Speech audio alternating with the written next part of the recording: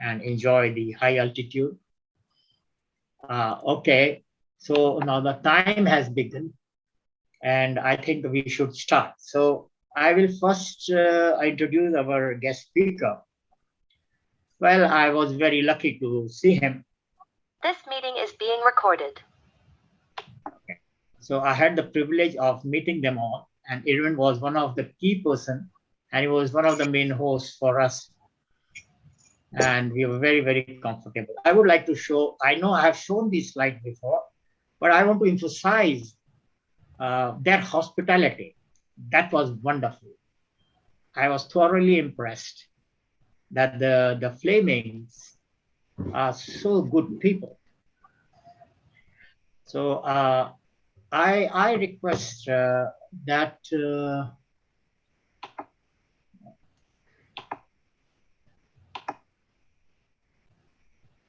all right. I would like to show a small little bit of few slides, just few slides. I showed them last time how I traveled to Brussels and along with my wife, and the Flemings, they really welcomed us, and we thoroughly enjoyed our stay there. And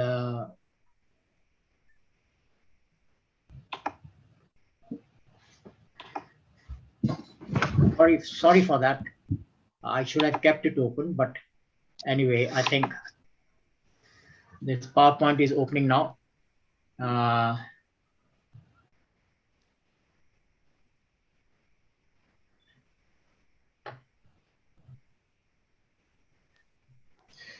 It was an honor to show you my hometown, Mechelen. Yeah, a few years ago now. Eh? How long is it? 5 years? Yes, more? Yes, maybe more. Yes, maybe more. Yeah, maybe more. And we found so many similarities. We had fire yes. Worshipping. We had the worshipping for the sea god yes. By them. And also, I was really, I was surprised to see totally abandoned city, a ghost city. You may call it a ghost city. Yeah, that was in Doel. Huh? Yes, it was in the north, in the region of the Schelde, the river. That is yes. completely abandoned, indeed. Yeah, everybody left there. Yes, yes.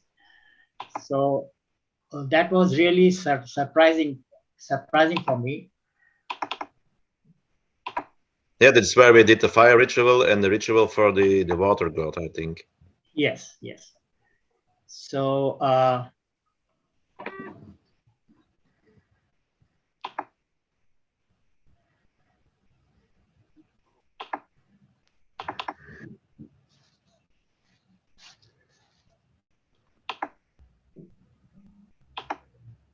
can you see my PowerPoint presentation? Can you see it? Yes, yes, I can see. Konrad Elst.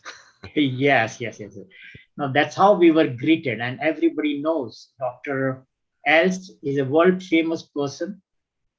He has a lot of attachment with India, and you will be surprised today that I have requested Erwin from some of our friends from America to send them the YouTube coverage, because the timings are not really comfortable for them.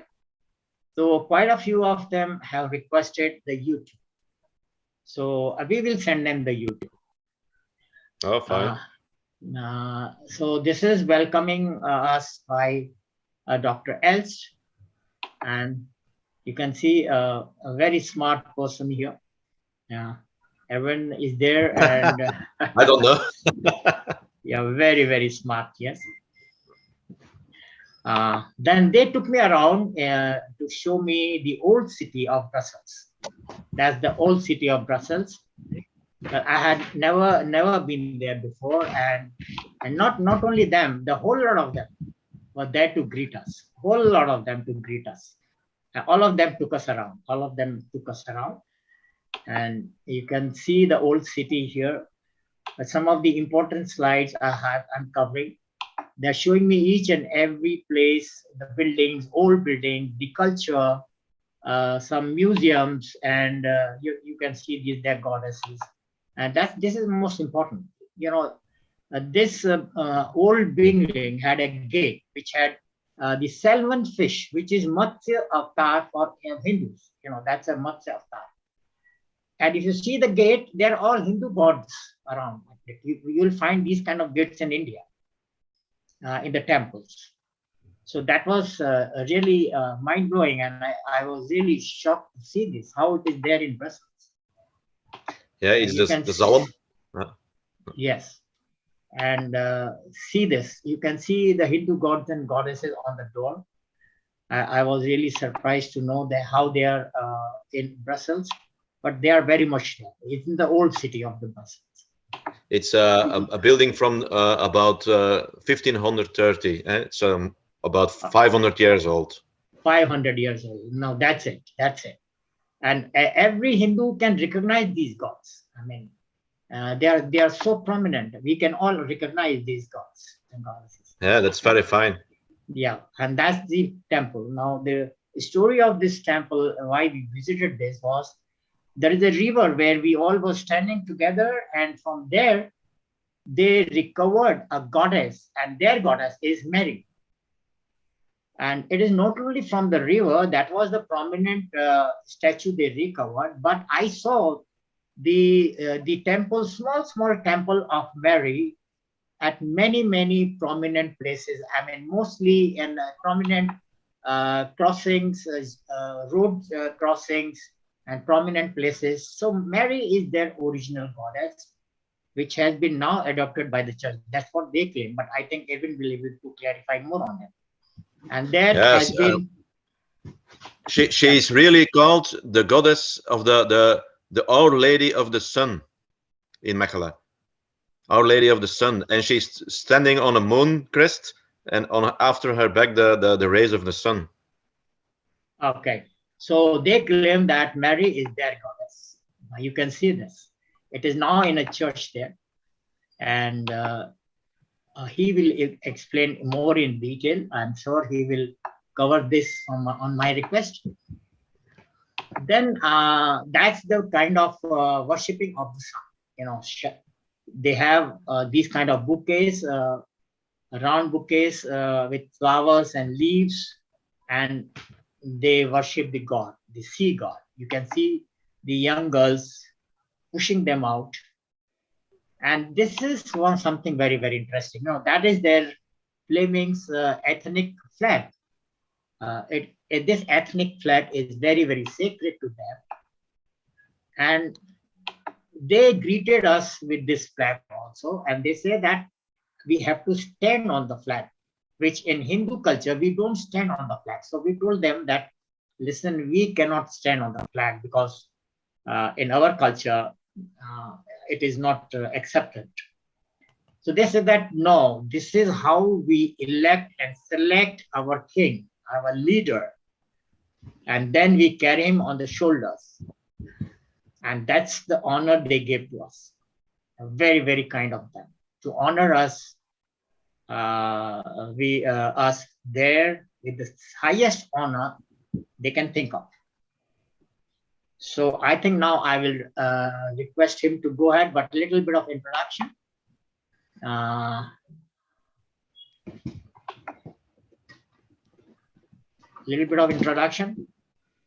So Erwin is basically a tourist guide.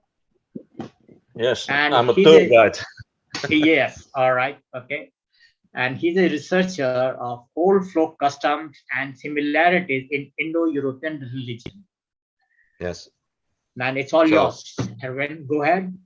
You can share Thank if you want to. Okay.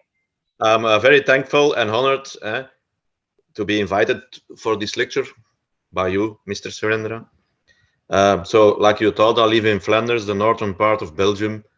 My mother language is Dutch, like the people from Holland. It's a Germanic language. So we are descendants from the Germans, the Germanics. the peoples from the north. And it's an Indo European people, of course. So all our old religion was an Indo European religion, and it's very similar to the religion in India or Lithuania or the Celtic countries or Roman or Greeks, even the old Persians. But of course, our country is Christianized in the 7th and 8th century. Christians came here and they tried to wipe out our old religion. And yes, it worked. But a lot of rituals still alive today have pre-Christian roots, heathen roots, pagan roots, if you like. And one of them I want to discuss today. It's a very popular ritual still today in my country, in the Low Countries, in Holland and Flanders, and the French-talking part of my country, and even in the northern part of France. And you can see it even in the United States. It's a ritual for a Christian saint, but if you look close, it is very similar to the rituals to your Hindu god Agni, and of course to our old fire god Heimdall. What is the ritual? It's for a saint, Saint Nicholas.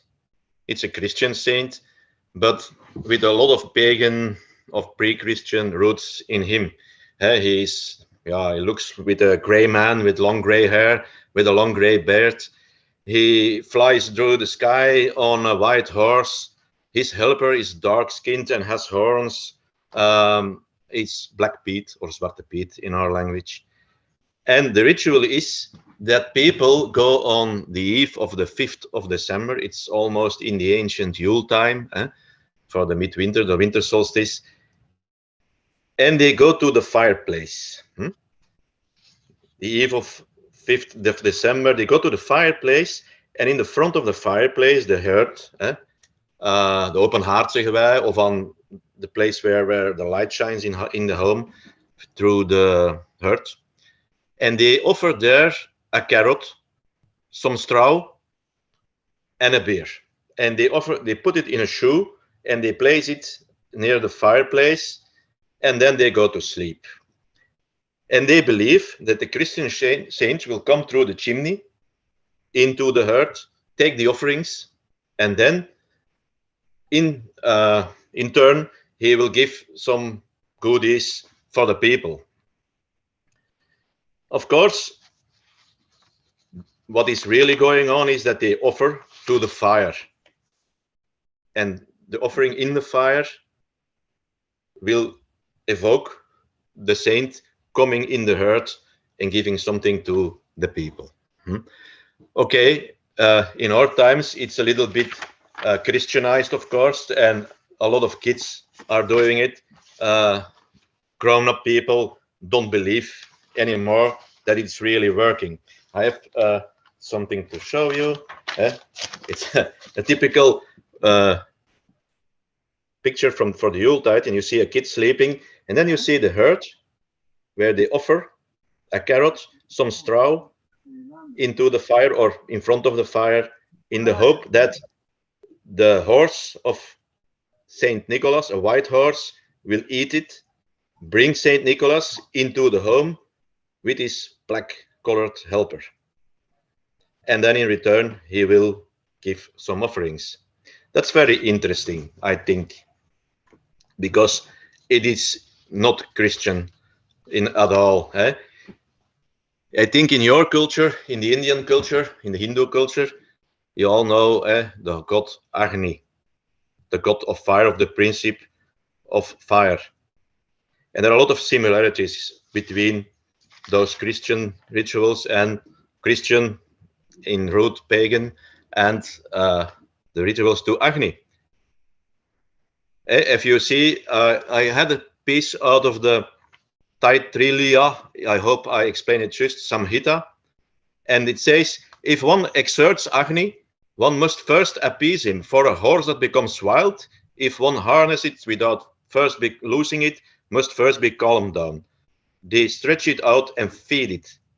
So if you want to evoke Agni in your fire, like the Agni Hotra, you first have to feed his horse, his being of transport, to calm it down. Just like the people in Flanders and Holland doing with giving a carrot and some straw to the herd for the horse of Saint Nicholas. Here in the Rig Veda and all those places in your culture, you can find that they do it for the horse of Agni. And then you can read in the Rig Veda, when the gods obtain a good fire, they bring whatever we desire. Let's pray for a good fire. Of course, it's symbolic. Fire is the way of communication with the higher, and so is the horse. The Rig Veda clearly states the birth of the horse happens here in the herd and in the sun. Thus, by lightening the herd with some straw, the horse, Agni, is in a sense born in the domestic herd, and so this symbolic fire horse eats the straw, calms down, and carries the message to the gods. So this is a Hindu ritual, very similar to a Christian ritual in my country. So I always thought van, this is weird. This cannot be a Christian. This must be much older. Only the Christian saint, Saint Nicholas. You all know him as Santa Claus in America. I have a picture of Santa Claus. It's very funny. You see, it's not clear, I think, because I'm not used to working with computers, but you can see Santa Claus sitting by the fire, and then you have here some offerings for him. Straw goats, Yule goats, for offering in the fire, and then he will come. Yeah, they say it's Christian, but I don't think so. I have a picture of Agni too, somewhere, but I'm very sure you all know Agni, the god of fire, here sitting on a ram. Now, in our culture, of course, before Saint Nicholas was a Christian saint and had those rituals, we had our own god of fire, and that was Heimdall. The only difference is between Heimdall and Agni. Agni is the principal god of fire. Heimdall has a dark helper or a counterpart, Loki. So Heimdall is the god of creative fire, fire that gives you well-being, and Loki is the god of destructive fire. So he is white, Heimdall. Loki is rather black. That's why the Christian Saint Nicholas is white with a white horse, and his helper, Black Pete, or Zwarte Piet, is black because he is a destructive part of fire. But they are split up in Germanic culture. In the Hindu culture is still one being, Agni. So there's a little bit difference, but I don't think it's too much difference.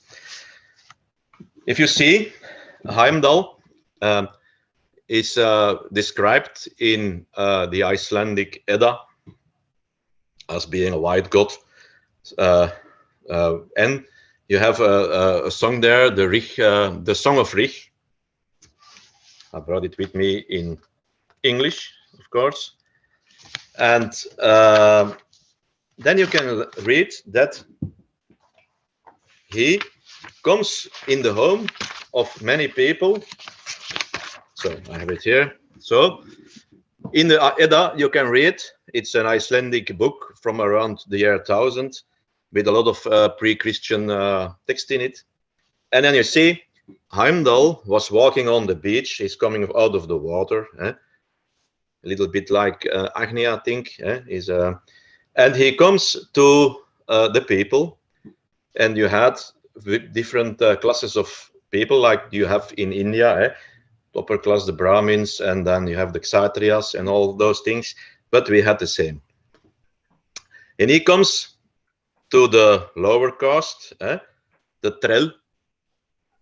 You can compare them to the Sudra.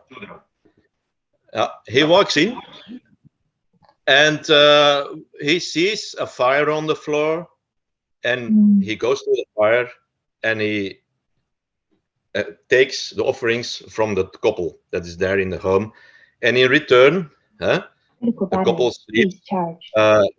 Heimdall himself will sleep between the couple because he is the fire god, and then he gives them Critical children. battery. Please charge. Hello? Yeah?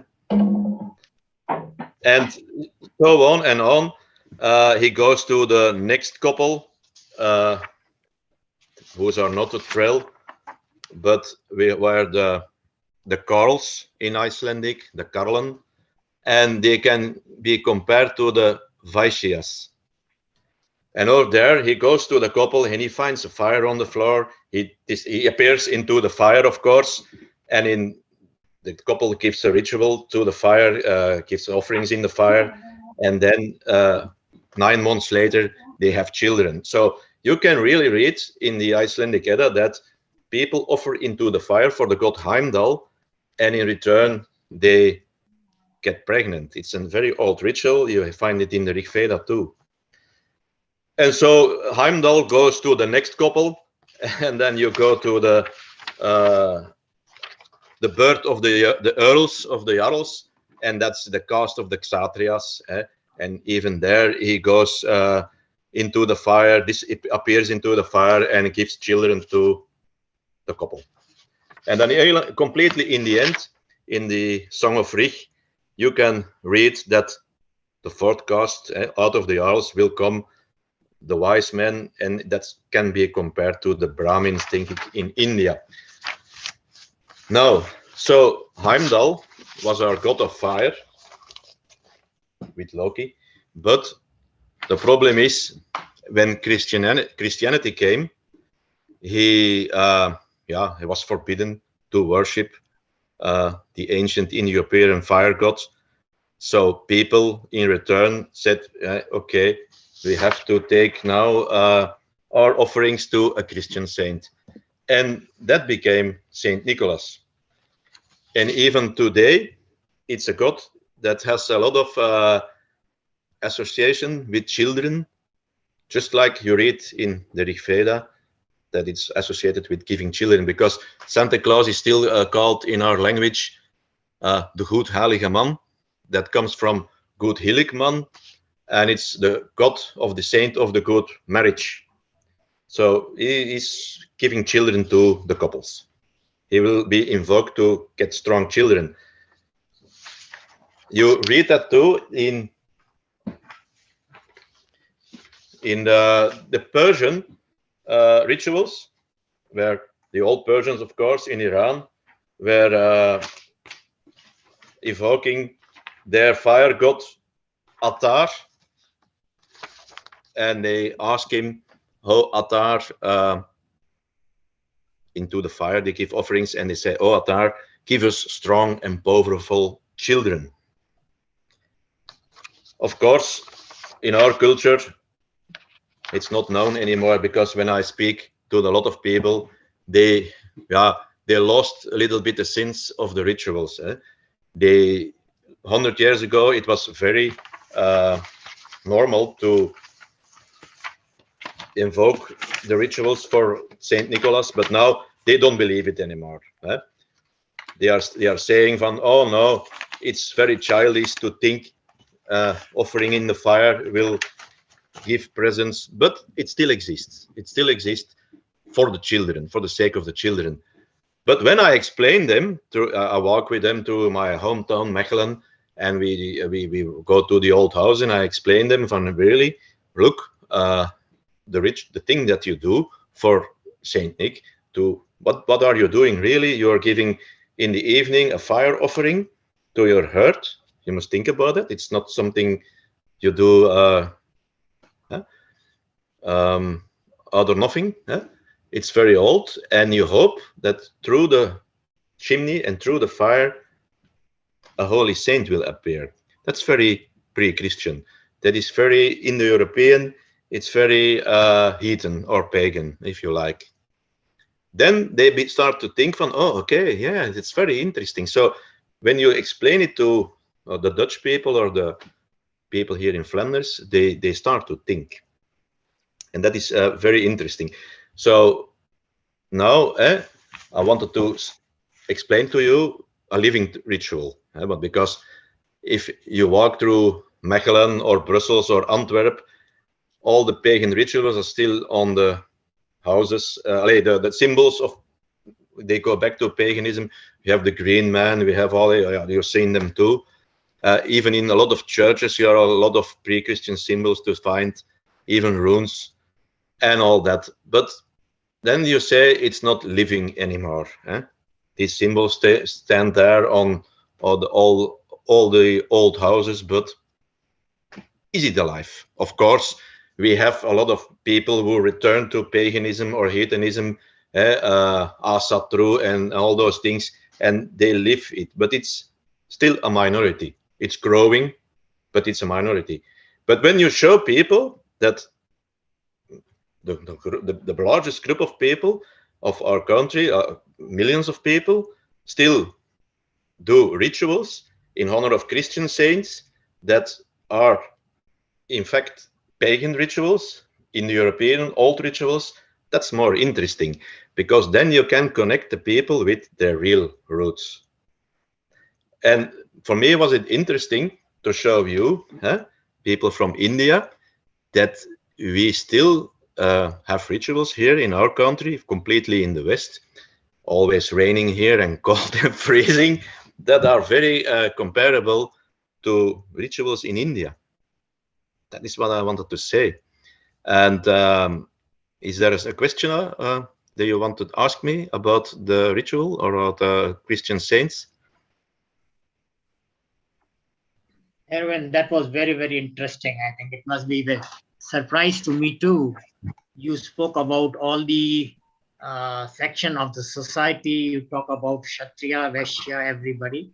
And Yes. it's time that we go into the details of this, and what you explained to me about to all of us about the fire ritual, that's also very, very interesting. I think we will sit down and then discuss how more detail we can go into this, and we can do further research on it. The Indians will be very happy to know. The Hindus will be very, very happy to know about it.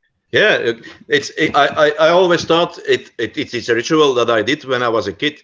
I'm now 55, but when I was 5 or 6 years old, it was very magical to put a beer in front of the hearth, a carrot and some straw for a being that would appear in the hearth at nighttime, eat the straw and the carrot, and there should appear a Christian saint with a long beard, Saint Nicholas, and his dark helper who drinks the beer. And then in the morning, it was gone.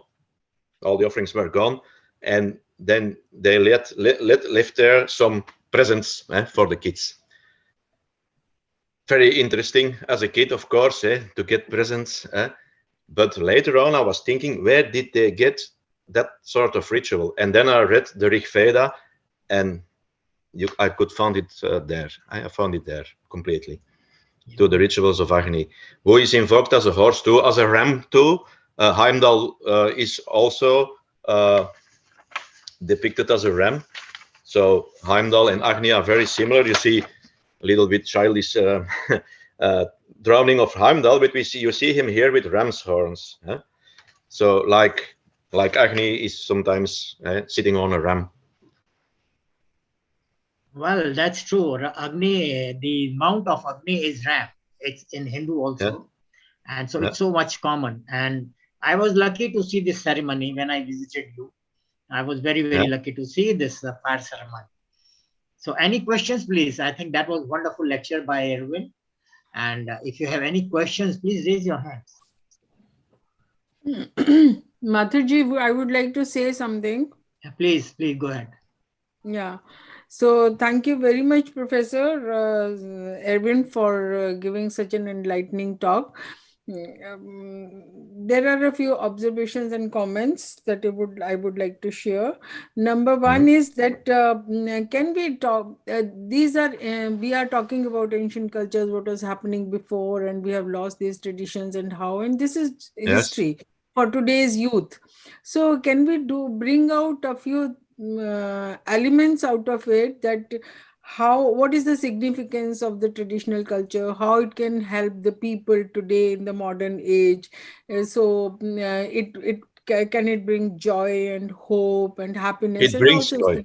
So why the problem with the youth today is why they should preserve it. Unless they get something, they are not interested in, because everybody No, is interested in making money, not yeah, preserving culture. Hmm. that's the So if they same can do here. something.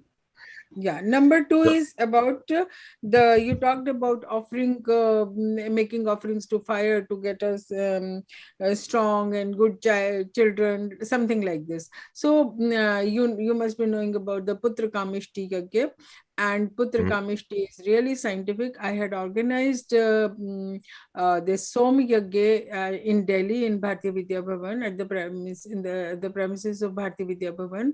And after many centuries, real Som Ras was used in that yagya, and we had done the scientific mapping, and it was really wonderful to do that. And when they did the Putra, we also had the Putra Kamishti yagya done by the priests, by the experts who came from south.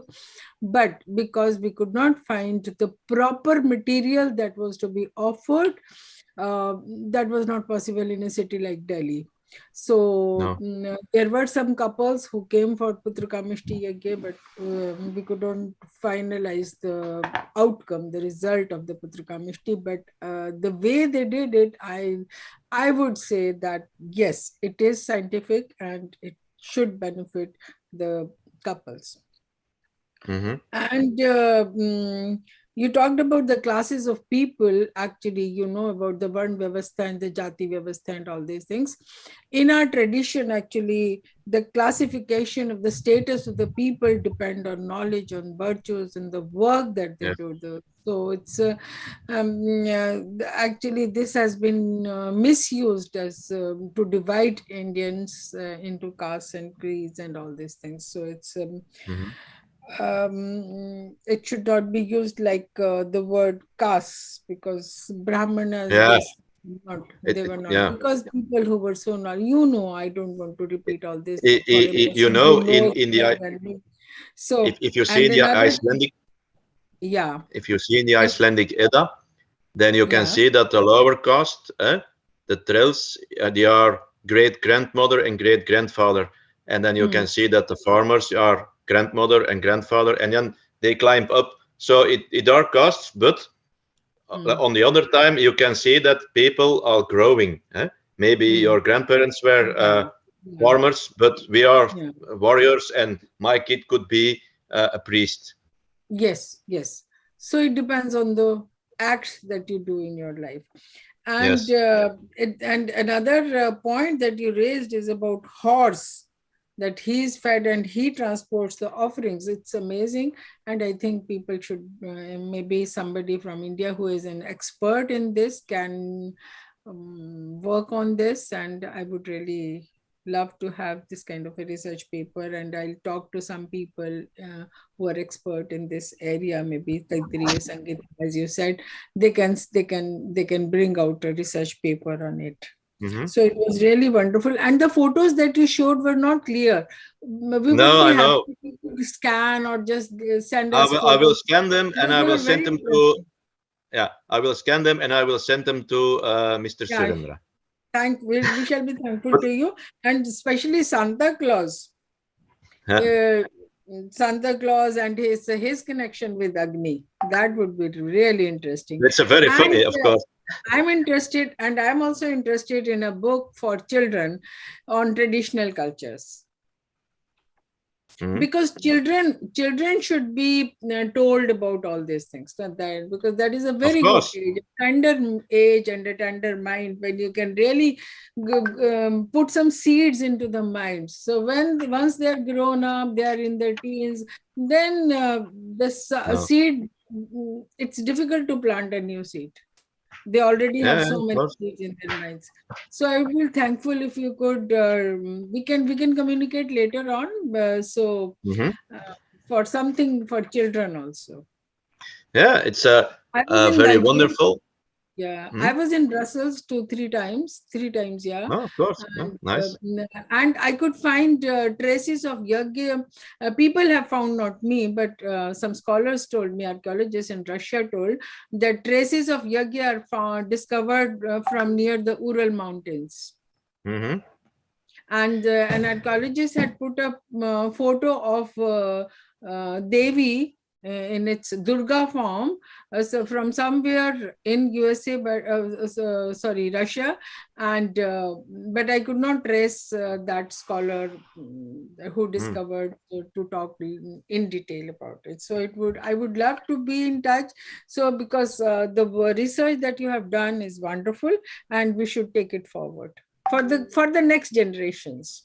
Yeah, I think if I explain it to people, because a lot of people, yeah, they say Santa Claus or Sinterklaas in my language, and they think it's a Christian saint, and he brings offerings, and but they don't see the wider view. Yes.